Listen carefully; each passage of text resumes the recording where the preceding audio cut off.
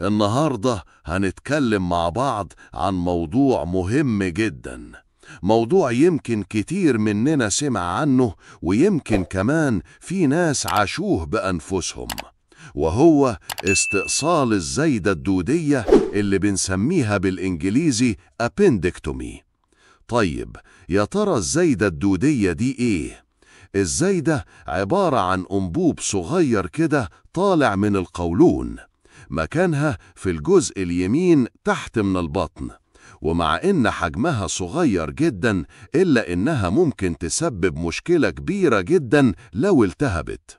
السؤال هنا، ليه الزايدة ممكن تلتهب؟ فيه أسباب مختلفة، منها إنها تتسد بمادة مخاطية أو ببذور أكل، أو حتى بسبب عدوى بكتيرية. طيب، نعرف منين إن فيه التهاب في الزايدة؟ فيه أعراض مهمة لازم ناخد بالنا منها. أولها ألم في البطن بيبدأ في منطقة السرة، وبعد كده بينتقل لليمين تحت مع غثيان وقيء وفقدان شهية، وفي ناس بتجيلهم حمى خفيفة. طيب، بعد ما عرفنا الأعراض بيجي السؤال، إزاي الطبيب بيشخص التهاب الزايدة؟ أول حاجة، الطبيب بيسمع الشكوى من المريض وبيسأله عن طبيعة الألم. هل بيبدأ في منطقة السرة وبينتقل لليمين تحت؟ هل فيه غثيان؟ هل فيه قيء؟ بعد كده بيعمل فحص جسدي، بيضغط على البطن في منطقة الزايدة وبيشوف هل فيه ألم شديد ولا لأ. يعني لما الطبيب يشيل إيده بعد ما ضغط، المريض بيحس بألم أكتر. طيب، هل الفحص الجسدي كافي؟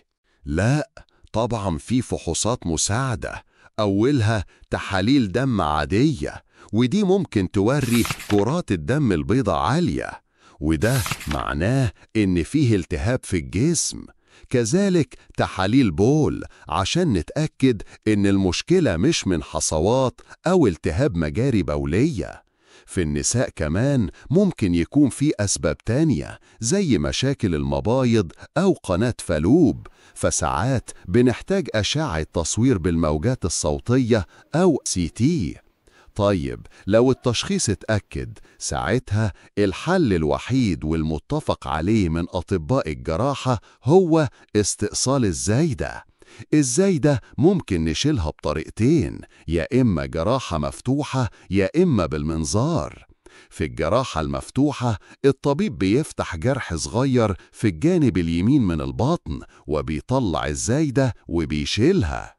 أما طريقة المنظار فبيتم عمل 3 فتحات صغيرة وكاميرا توري الزايدة على شاشة ومنها تتشال. المنظار مميز، جروح أقل، ألم أقل، وعودة للحياة أسرع. بعد العملية المريض بيفوق في غرفة إفاقة ويتراقب ضغطه ونبضه. أول يوم ممكن يحس بغثيان أو دوخة من أثر التخدير.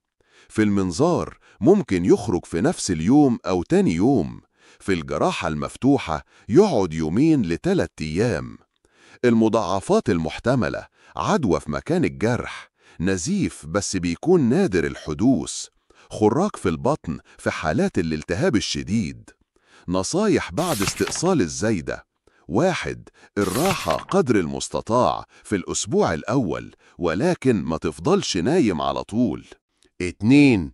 امشي مشية خفيفة كل يوم عشان الدورة الدموية والأمعاء تشتغل طبيعي. 3. ما تشيلش حاجات تقيلة ولا تعمل مجهود عنيف غير بعد ما الطبيب يسمح. 4. ارجع لطبيب في الميعاد المحدد لفك الغرز أو متابعة الجرح. 5. خلي بالك من نظافة الجرح وغير عليه بإيدين نظيفة وشاش معقم. 6. لو لاحظت احمرار، صديد، رائحة غريبة أو حمى تروح للطبيب فوراً. 7. ابدأ بأكل خفيف زي شوربة وزبادي وزود الأكل تدريجياً. 8. اشرب مية كويس عشان تتجنب الإمساك. 9. اتجنب السعال العنيف أو الضحك القوي في الأيام الأولى. 10. استأذن الطبيب قبل ما ترجع للرياضة أو شغل بيحتاج مجهود. في نهاية فيديو النهاردة حبيت أقول لكم إن التهاب الزايدة مش حاجة نستهون بيها. أي ألم في الجنب اليمين من تحت مع أعراض زي غثيان أو قيء لازم تروح للطبيب فوراً. استئصال الزايدة عملية أمان ونتائجها مطمئنة في أغلب الحالات. ما تنسوش تسيبوا تعليق وتشاركوا الفيديو عشان غيركم يستفاد. لو عايز تستفيد معانا كل يوم معلومة طبية أو تمريضية، اشترك في القناة وفعل زر الجرس، وإن شاء الله معانا هتتعلم التمريض كعلم ومهارة من A to Z.